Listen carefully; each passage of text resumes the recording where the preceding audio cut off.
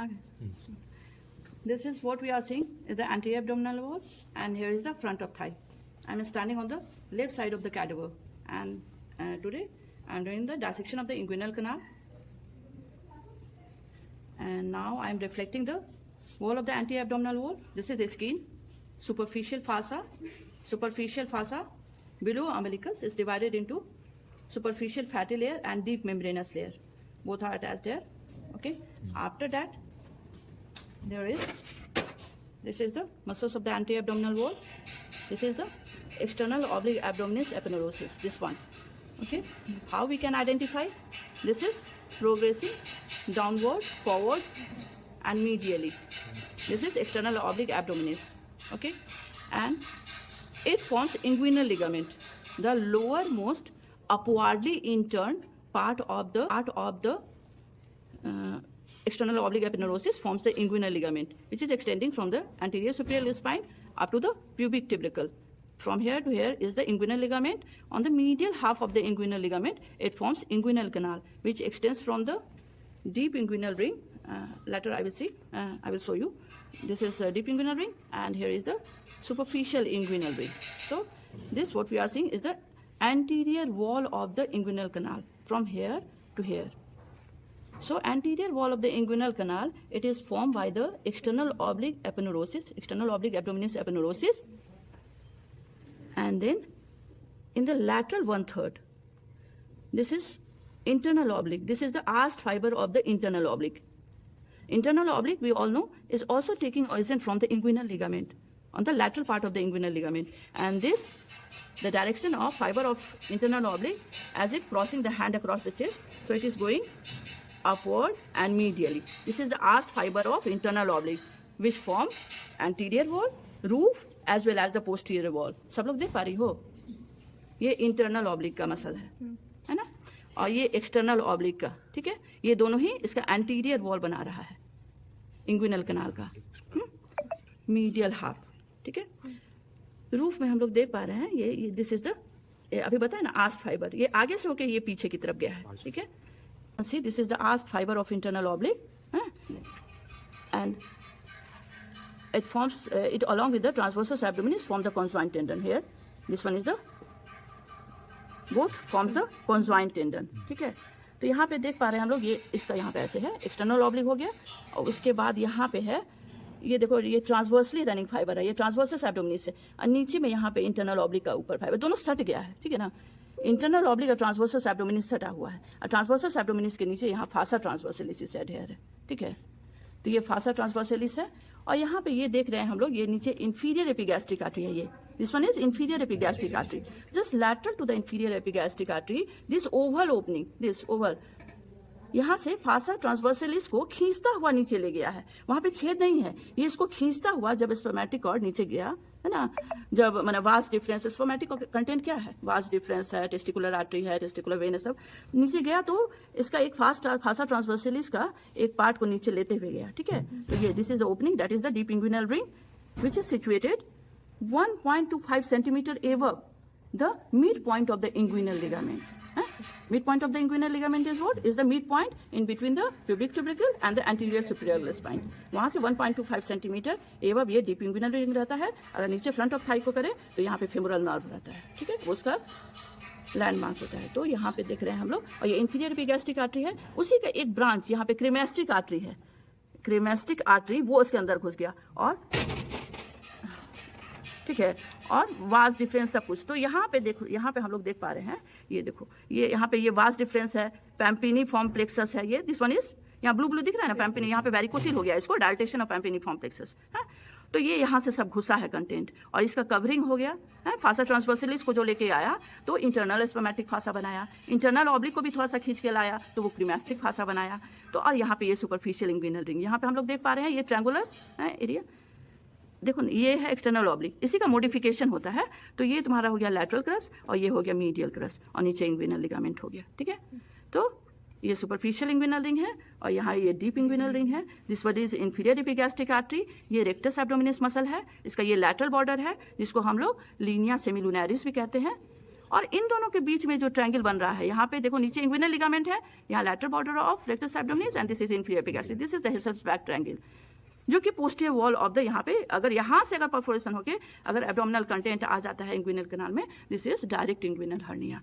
अगर inferior epigastric के laterally हो रहा है, जहाँ पे डीप इंग्विनल रिंग है, उससे घुस के अगर abdominal content front of Thai या इधर आ जाता है जब, हाँ, तो इंग्विनल रीजन में चला जाता है इंग्विनल कैनाल में, हाँ, तो उसको कहते हैं हम लोग इनडायरेक्ट इंग्विनल हर्निया। लैटरल है इंफीरियर एपिगैस्ट्रिक आर्टरी का, तो वो हो गया इनडायरेक्ट, और मीडियल है इंफीरियर एपिगैस्ट्रिक का, तो वो हो गया डायरेक्ट। ठीक है, यहाँ पे फ्लोर अच्छा से नहीं देख पा रहे हैं हम लोग, उस वाले में।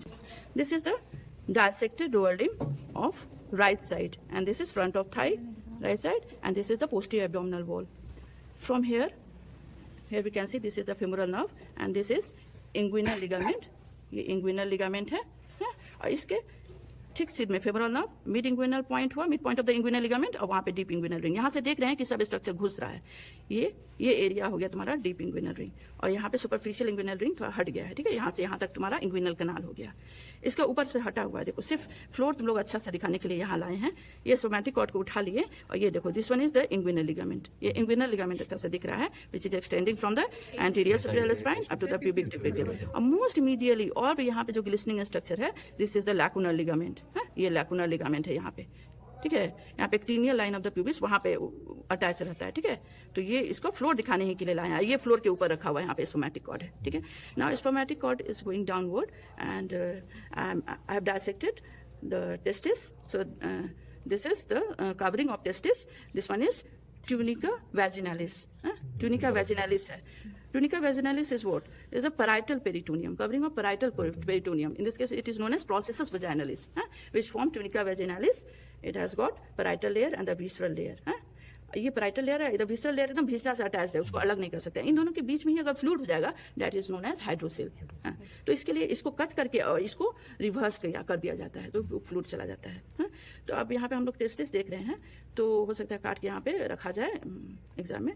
तो it has got superior pole, inferior pole, lateral surface, medial surface, anterior border and posterior border. Superior pole is that where head of epididymis lies. This one is head of epididymis. Inferior pole where tail of epididymis. ये head है, ये इसका body है, ये tail है, फिर ये ऐसे ऊपर होके यहाँ